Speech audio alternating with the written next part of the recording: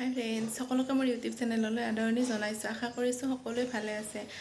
বহু দিনৰ মূৰত এটা ভিডিঅ' বনাম বুলি ভাবিছোঁ আৰু আজি ৰাতিপুৱা উঠি নিজৰ কৰিবলগীয়াখিনি কৰি পেলাই এতিয়া মই কেক বনাম বুলি ভাবিছোঁ। এটা চকলেট কেক বনাম বুলি বৌৰ লগত লগ হৈ এতিয়া কেকটো বনাওঁ, আপোনালোককো দেখাওঁ। আহক চাওক। ইয়াতে ময়দা দিছোঁ 1.5 কাপ আৰু বেকিং চ'ডা আৰু বেকিং পাউডাৰ 1 টিস্পুন দিছোঁ।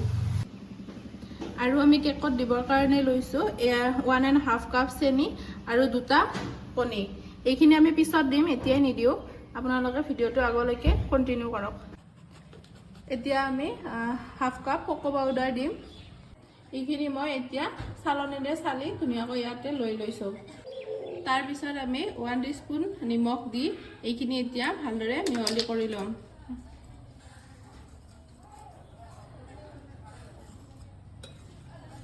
এতিয়া আমি 1/4 কাপেৰে 3বাৰ ৰিফাইণ্ড অইল দিম আৰু টোটেল আমি 3/4 অইল এই কেকটোৰ কাৰণে দিম। আকৌ 1/4 কাপেৰে আমি কোকো পাউডাৰ 1 কাপ দিম ইয়াতে।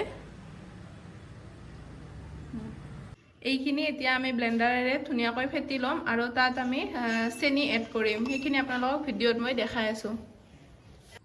এতিয়া আমি ইয়াতে ভেনিলা দিলোঁ, ভেনিলা এছেঞ্চ অনুমান কৰি দিছোঁ, আপোনালোকে অনুমান কৰি দি ল'ব। আৰু লগতে আমি এয়া গাখীৰ দি দিছোঁ 1.3 কাপ। এতিয়া আমি ইয়াতে যিখিনি গুড়া কৰি চেনি আগতে থৈ দিছিলোঁ সেইখিনি এতিয়া ধুনীয়াকৈ ব্লেণ্ডাৰেৰে ইয়াতে মিহলি কৰি ল'ম।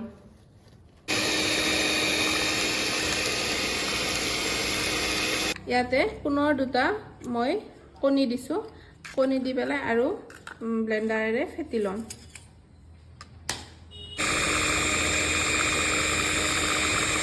ওৱান টিস্পুনেৰে 2 চামুচ ইয়াতে কফি পাউডাৰ দিলোঁ। এতিয়া আমি ড্ৰাই ইনগ্ৰিডিয়েণ্টছখিনি ইয়াতে মিক্স কৰি ল'ম আৰু যিহেতু বাচনটো অকণমান সৰু হৈছিল সেইকাৰণে এইটো চেঞ্জ কৰি লৈছোঁ।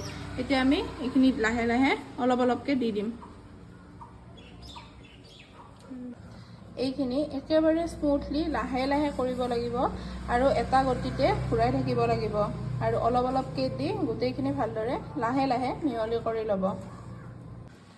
এতিয়া ইয়াতে অকণমান গৰম পানী দিছোঁ, একেবাৰে বেছি গৰম থকা পানী লাগিব।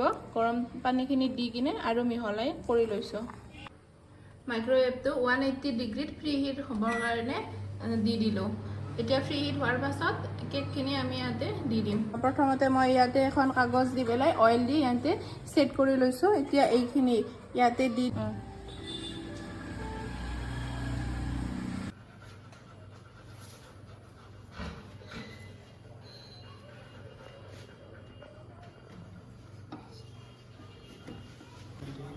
170 ডিগ্ৰী 30 মিনিট হ'বৰ কাৰণে অভেনত কেকখিনি দি দিছোঁ। এতিয়া কেকটো মাজতে এবাৰ কেকটো উলিয়াই পেলাই চেক কৰি লৈছিলোঁ টুথপিক এডালেৰে, মাজত হোৱা নাছিল ভালকৈ। তাৰ পাছত আকৌ 15 মিনিট অভেনত দিছোঁ। তাৰ পাছত এতিয়া কেকটো ৰেডি হৈ গৈছে। আপোনালোকে এনেকৈ বনাই চাব, তেতিয়াহ'লে কেকটো নিশ্চয় ভালেই হ'ব। আৰু যদি বনাই তেনেহ'লে মোৰ লগত প্লিজ শ্বেয়াৰ কৰিব।